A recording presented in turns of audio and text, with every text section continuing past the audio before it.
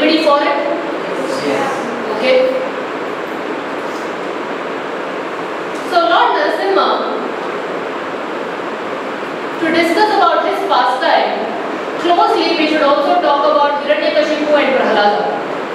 I will start from the beginning, so there is a continuity to the story. So once in Vaikunta, outside the Vaikunta Dwara, the two Dwarapalakas of Vaikunta, Jaya and Vijaya, they were the doorkeepers. At that time, the four Kumaras, Sanat Kumara, Sanandana Kumara, these four of them, they all came, and they are actually the sons of Lord Brahma. He created them just by his mental power. So they were mental creation, these four Kumaras. They are called Kumaras because although they are very elevated in terms of their tapasya and divine knowledge and all that, they look like boys. That's why they are called Kumaras. So when they approached the Dwara of Vaikunta, this Jaya and Vijaya, they underestimated them, seeing them like, oh, they are just children. So they said, Lord Vishnu is taking rest inside. He can't see you now. They said, these Kumaras, you have mistaken. Lord Vishnu is always open to his devotees.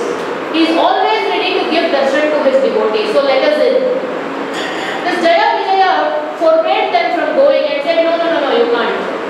And the Kumaras got so angry, they said, you are unfit to be the doorkeepers in Vaikunta. You do not know how to treat the devotees of the Supreme Lord. So we curse you that you should go back to earth. You are not fit to be in the spiritual world. Now after hearing the curse, Jaya and Vijaya, they started trembling. Oh, what happened? Big mistake. So they ran immediately to Lord Vishnu. They said, my Lord, a great blunder has happened on our side. Please protect. So Lord Vishnu said, I'll just change the picture.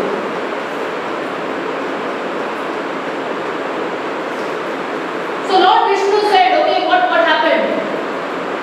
They said, we refused these Kumaras from having your darshan, and now they have cursed that we should take birth on earth. We cannot do that. Please, somehow make them take back that curse. But Lord Vishnu said, they are also my devotees. Once the curse is uttered, it cannot be taken back. But I will give you two options. Option 1. If you take birth as my devotees on earth, you can take birth 7 times and then come back to Vaikunta. Option 2. If you take birth as my enemies, you can take birth 3 times and then come back to Vaikunta. You choose. You want to take birth as devotees for 7 lifetimes, or you want to take birth as my enemies for 3 lifetimes? Then Jaya Vijaya discussed and they said, we can't stay away from you for very long. So although we have to take birth as your enemies, we will choose option 2.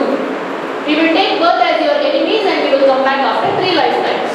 So Vishnu said, done. So this Jaya Vijaya, they came to the earth how many times? 3 times. First time in Satya Yuga or Trita Yuga, they came as Hiranyaksha and Hiranyakashipu. To kill Hiranyaksha, the Supreme Lord came in the avatara of Varaha, the boar form, the pig form. He took that form, saved the earth and killed Hiranyaksha. To kill Hiranyakashipu, the Lord came in the avatara of Lord Narasimha. The same Jaya Vijaya in Treta Yuga, Lord Rama's time, they came as Ravana Kumaras. And of course we know Lord Rama killed them. Third time, they came in Dwapara Yuga as Shishupala and Dantavakra, and Krishna killed them. So those were the 3 times in 3 yugas the same Jaya Vijaya took birth and came and they were liberated by the Lord. So that is how this Hiranyaksha and Hiranyakashipu also took birth in Satya Yuga. So Hiranyaksha and Hiranyakashipu, their birth is also very interesting. They were born to this woman, the lady called Diti, and her husband was Kashyapa. So Hiranyaksha and Hiranyakashipu's mother and father were Diti and Kashyapa. Kashyapa had many wives. Already his other wives had children. So this Diti was, very anxious to have children herself, because she was thinking the co-wives have already had the children and I don't have any children. And one evening she was so overcome by lust that she approached her husband and said, you should satisfy me, even I want to have children. So Kashyapa tries to console her with good words and say, of course I will satisfy your desire. You two are going to have children in due time, but not at this time. It is the time for my evening prayers. It is the time of dusk. It is time for my Sandhya Vandana. So just wait for a little bit more time, an hour or so, and then I will satisfy you. But Didi was so overcome by passion that she just could not wait, and she went and grabbed him, and of course as a husband he had to fulfill her desire, and he warned her saying that this is the time where Lord Shiva is wandering across with ghostly figures. So if we unite at this time, we are not going to get good souls for children. We are going to get some demons. But still she was not willing to listen to him. She was so overcome by passion, and that is how they united. And then after that the result is Hiranyaksha and Hiranyakashipu. So this is one lesson for the couple. When we unite, it has to be at a very ideal time. There is one whole samskara called Garbhadana samskara. If it is not done rightly, instead of attracting good pious souls, we will end up attracting not so good souls, and our life will be miserable in dealing with these souls. Because every soul has its baggage of karma. Some souls are on the progressive path of spiritual path. Some are just here with a lot of baggage of papa. So if you just attract those not so good souls, and then no matter what you do, it's going to be very difficult. So here in this case of Didi and Kashyapa Muni, because they united at the wrong time, when it's time for worship, they indulged in something else, and the result was Hiranyaksha and Hiranyakashipu, who just made life a hell for devatas and women and rishis and brahmanas. So this is one of the lessons. So Hiranyaksha and Hiranyakashipu were born. Hiranyaksha, he was going around the three worlds and terrorizing the devatas. And he submerged the earth in the ocean. And to protect the earth from the atrocities of Hiranyaksha, the Supreme Lord took avatara in the boar form, Varaha avatara, and he came and lifted with his tusk. You may have seen that picture, where he lifted Mother Earth with his tusk and he killed Hiranyaksha. As soon as Hiranyakashipu got to know, he got this news that his brother was killed by Lord Varaha. He was infuriated to the extent he said, who is this who killed my brother? Immediately I am going to go take revenge on him. And he got to know that it was Vishnu who came in the form of this Varaha and killed Hiranyaksha. So his Kulaguru, he came and he said, it is not so easy to kill Vishnu. So first analyze the strengths of your competitor, the one, your enemy who you are going to kill. He said, first you go and do some tapasya and gain some merit. So Hiranyakashipu said, oh yeah, that makes sense. So Hiranyakashipu went into the forest, hundreds of thousands of years.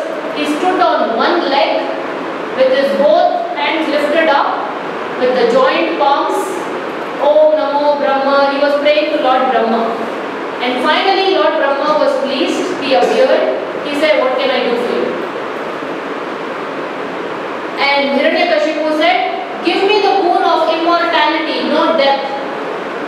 Any guesses what Lord Brahma said? Did he say Tathastu, yes, you can become immortal?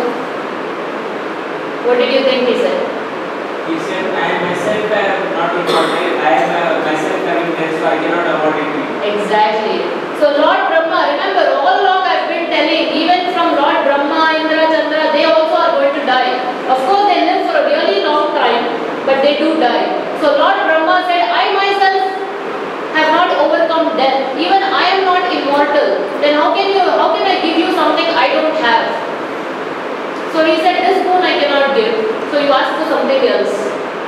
Hiranyakashipu, he thought, okay, so you are not going to make me immortal. Let me be a little smart here and come up with something where I can trick you. And the trick he came up with is, okay Lord Brahma, you cannot make me immortal, but give me the boon that no man should kill me, no animal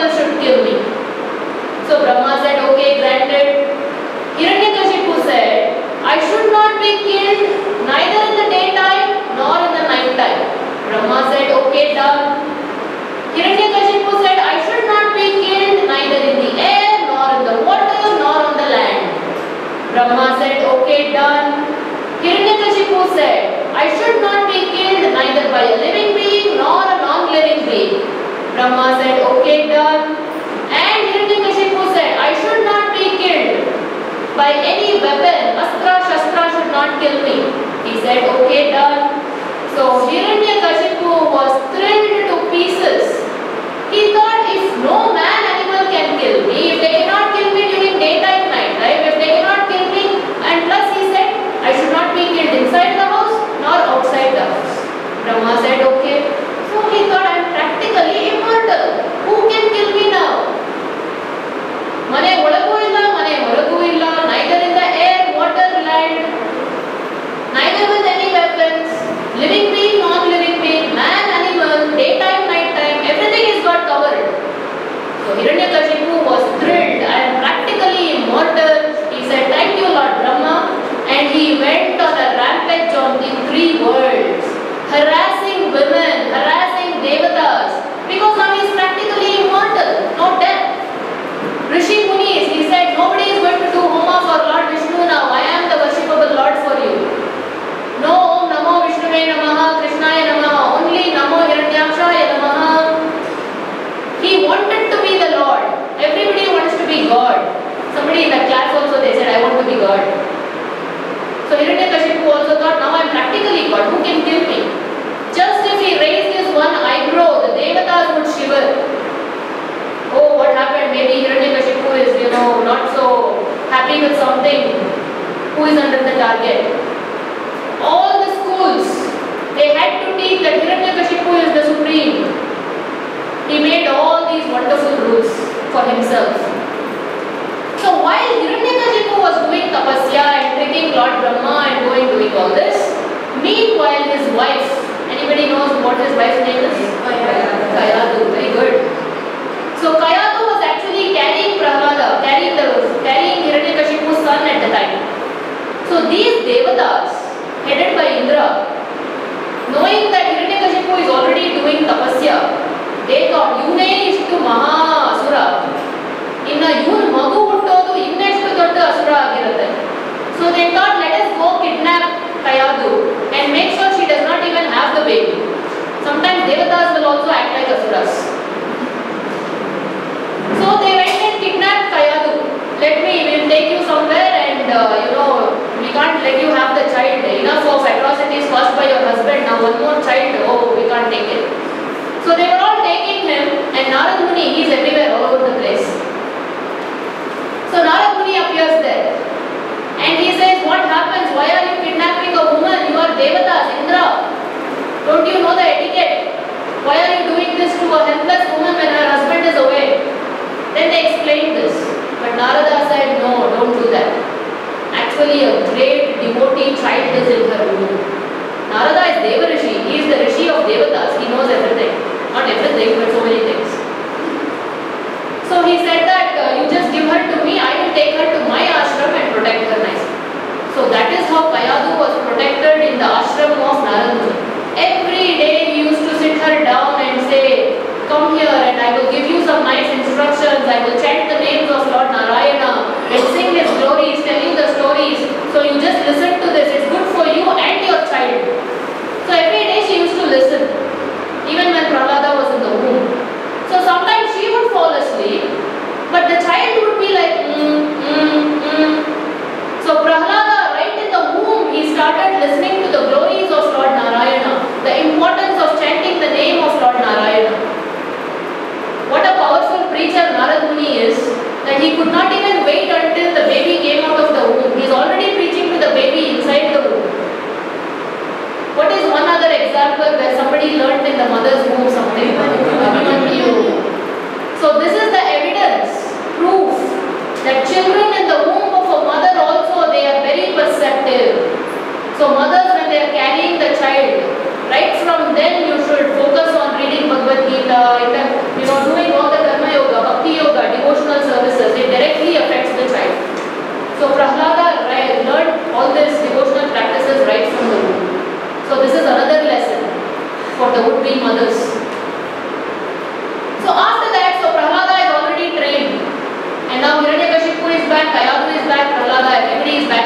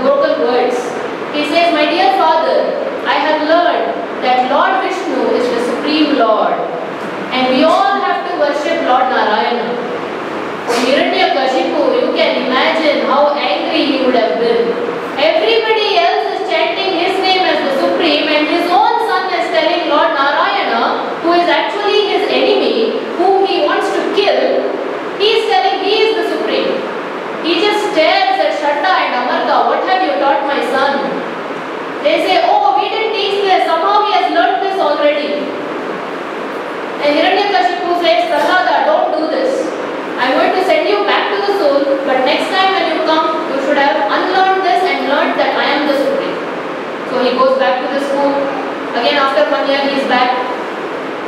Again the same story repeats. Hiranyakashipu is sitting with his young son Prahlada on the lap. So what have you learned? Again he says the same thing. Lord Vishnu is the father and mother of everybody.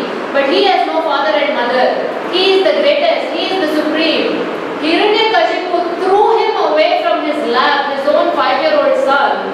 And Shanda and Amarka, he says, we cannot help him because even during the break time, now he is spoiling the other kids also. Not only is he chanting Narayana's name, he is telling other children also that it is very late now, already 5 years you should start. So Hiranyakashipu, no hope. He said, Prahlada, are you going to change? He said, no, we should not change, we should just worship Lord Narayana. So seeing no change in Prahlada, all the kids are enjoying. So seeing no change in Prahlada, now Hiranyakashipu says, somehow or the other I have to get my son killed. I can't stand anybody who worships my enemy. Can you imagine a father wanting to kill his own son? Any father would do that? But Hiranyakashipu's enmity towards Lord Vishnu was so great that he wanted to get his 5-year-old son killed. So he called his servants. He said, bring this great elephant and have the elephant stamp Prahlada. And they made him lie on the floor and just so calmly saying Narayana, Narayana, and they bring this huge elephant and it takes its leg and puts on him. Nothing happens to Prahlada. Hiranyakashipu says, okay, no problem. Take him to a mountain and throw him out of from top of a mountain. They take him, put him out of literally throw him from the top of a mountain and he falls. When he falls, he is holding close his chest. Not because he is falling, he is Lord Vishnu is in my heart and he should not get hurt when I fall. Mother Earth catches him and then protects him. Trayate, the protection. The Lord is there to protect. And he gets down and then he runs home. Hiranyakashipu is like, what happened? You came back home and you have come back even before them. He's like, no, they threw me from top, so it was easier for me to run back home. They have to get down from the mountain and come, so it's going to take some time. Hiranyakashipu is like, what is going on? This little boy. Then he calls his sister. What's her name? Something like that. Holika. So Hiranyakashipu's sister is Holika. She has this special benefit. Even if she sits in the fire, she has a body that doesn't get burned. So he calls Holika, his sister, and says, you keep Prahlada on your lap and make sure that he gets burned. So they set one huge fire. Instead of sacrificial fire, they set one huge fire to kill his own son. So Holika comes and keeps Prahlada on her lap. Hiranyakashipu says, Prahlada, how are you feeling? Prahlada says, very cool, very nice. Nothing happened, not even one little burn. Hiranyakashipu is going crazy. Then he says, bring a room full of snakes and let them bite him. Nothing happens. Throw him into the ocean. The Varuna Deva catches him, protects him and lets him go back home. Again run home. Hiranyakashipu is like, oh my God, what to do with this boy? I have killed such great devatas and so many other big people and I am not able to kill my little son. Finally he calls the wife Kayadu. Gives her a bowl of poison. Feed this to your son. Kayadu is constantly weeping and she is like, how can I, with the hand that I fed him milk, how can I feed him poison? And then Prahlada says, don't worry, give, nothing will happen, Lord Narayana will protect me. Then Kayadu reluctantly feeds him poison. Prahlada drinks that, nothing happened. Hiranyakashipu thought, enough is enough. Now I should take the matter with my own hands. So long I was making others kill him because he was my own son, but now I think that I should only handle this boy. So he calls him to the personal chambers. He says, Prahlada, whose strength is it that is protecting you? He knows how can 5-year-old boy survive all this. There is some superior power behind this. Hiranyakashipu knows. So tell me, who is that strength? Who is giving you this strength? Who is the source of your strength? Prahlada says, my dear father, whoever is your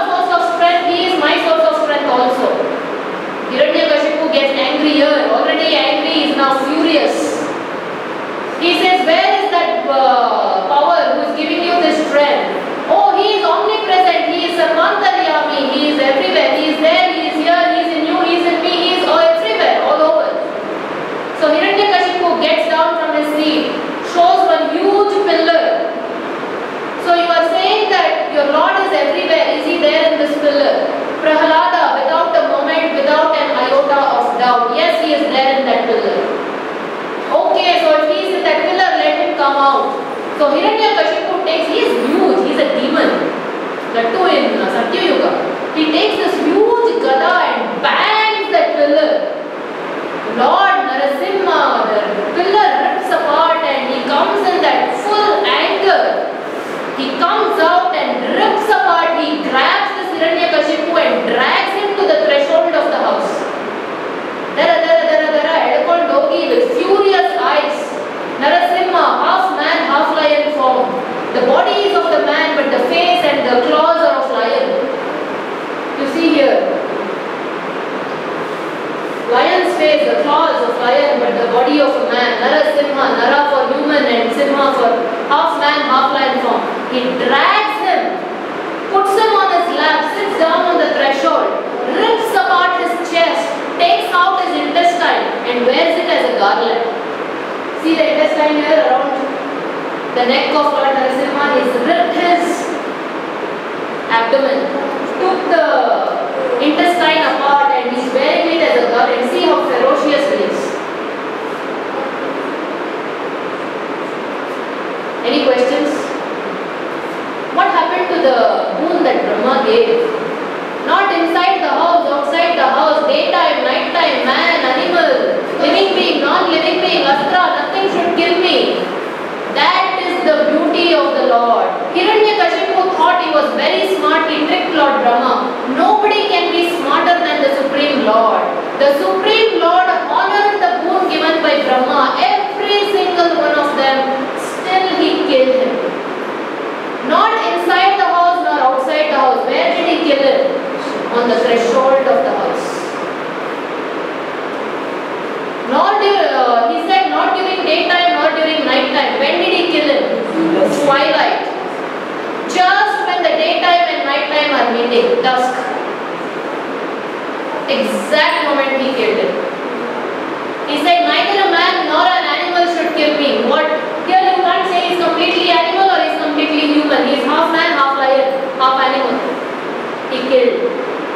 Neither a living being nor a non-living being should kill me. With what did he kill? With his nails.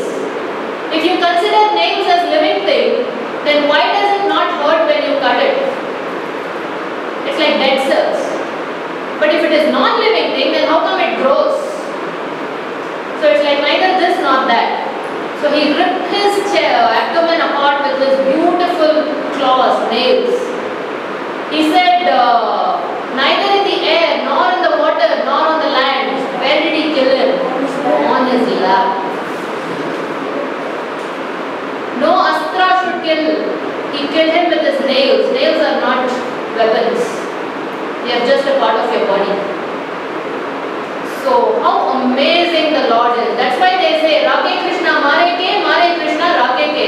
If the Lord wants to protect you, nobody can kill you. But if the Lord stands to kill you, nobody can protect you. If he wants to kill Duryodhana, no matter if you have 11 Akshauhinis, they have 7 Akshauhinis, you have Bhishma, Drona, still he will kill you. But he wants to protect, he will protect a 5-year-old boy by coming out of the pillar in the form of half man, half lion form and still protect him. So if the Lord wants to protect, nobody can destroy you, and if the Lord wants to destroy you, then nobody can protect you. So we are trying to see here, see the beautiful 5-year-old Prahlada with a garland. Isn't this a wonderful sight? His father is here, killed, dead. Ferocious form of Lord Narasimha, and this beautiful boy is waiting with a garland. Such devotion and love that he has for the Lord. And then Lord Narasimha says, Prahlada, actually, Lord Narasimha was so angry not because of Hiranyakashipu, because he was atrocizing his dear devotee. The Lord cannot tolerate anybody causing harm for his devotees.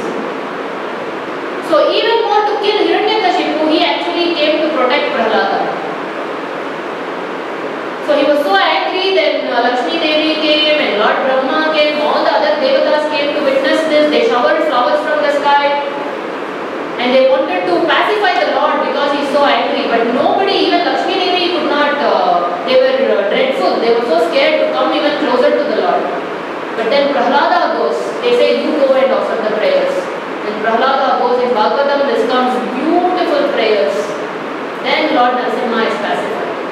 He is so pacified that Lord Narasimha asked Prahlada, ask for some boon. Anything you want, you ask, I will give you. Prahlada says, my dear Lord, are you still testing me? I am not here to do business with you. I don't want anything. The devotees never ask for the Lord. Give me my daily bread. Give me house, give me promotion, give me wife, give me children. They don't ask for anything. Here Prahlada did not ask for anything. He said, I am not here to do business with you. I don't want anything. Then Lord Narasimha persuades him. He says, no, you please ask for something. Then Prahlada says, if you at all want to give something, my dear Lord, please give mukti for my father. I know he was the greatest of demons and he has troubled so many, but still liberate him. See, his father created so much of pain and suffering and tried to kill him, and this little boy is asking the Supreme Lord to liberate his father who made him suffer so much and tried to kill him in so many different ways. Now that is the beauty of the heart of devotees. They are always so forgiving, even towards their enemies. And then finally Lord Narasimha smiles and says, what about your father? Because a great devotee like you has taken birth in this family, 14 generations, 7 generations before you and 7 generations after you, everybody will get liberated, let alone your father. So what to speak of your father? 7 generations Akade, 7 generations Ikade, everybody will get liberated. Then Lord Narasimha says, I want to coronate you as the king. Prahlada says, no, I don't want. Then Lord Narasimha says, it is he who does not want to be the king, it is him we have to dominate as the king, who is qualified, not one who is greedy for the throne, someone who is detached from the throne. And then Lord Narasimha himself, in the presence of all the devatas and everybody come and witness his coronation, that little boy and Lord Narasimha himself makes him sit on the throne and does all the rituals. So Lord Prahlad Maharaj, he ruled happily for so many years, hundreds of thousands of years. So that is the story of Lord Narasimha, how he appeared and killed Hiranyakashipu, and how he saved his dear devotee Prahlad Maharaj. So the biggest lesson here is, if we have firm faith in the Lord, no matter what difficulties come, no matter who is against you, does not matter. If your firm is steady and faith, the Lord will protect you at all costs. He is the Supreme. He can do anything He wants and He will do it. And that is why in chapter 9, Krishna, Bhagavad Gita, he tells Arjuna, Arjuna, boldly declare that my devotees will never perish. He says boldly, not simply, bold, with dhairya, boldly declare what? That my devotees will never perish. Krishna only could have declared this. Why did he ask Arjuna to declare it? Krishna only could have declared my devotees will never. Why did he say Arjuna, you declare? Because of Krishna, sometimes he has a habit of taking back his words. Even in the Kurukshetra, he said, I will not lift weapons. But to protect Arjuna, he took the wheel of the chariot and like a lion, he charged towards Bhishma to kill him. So sometimes he says something, but when he has to protect the devotees, sometimes Krishna will break his promise also. But if his devotees say something, at any cost, he will make sure that the devotee's promise is fulfilled. That is why he tells his devotee Arjuna, you declare. And that too you declare boldly, no doubt. I will always protect my devotees. And see how nicely, beautifully, wonderfully, he still kept the promise of his other devotee Brahma, Lord Brahma. But he still protected his dear devotee, 5-year-old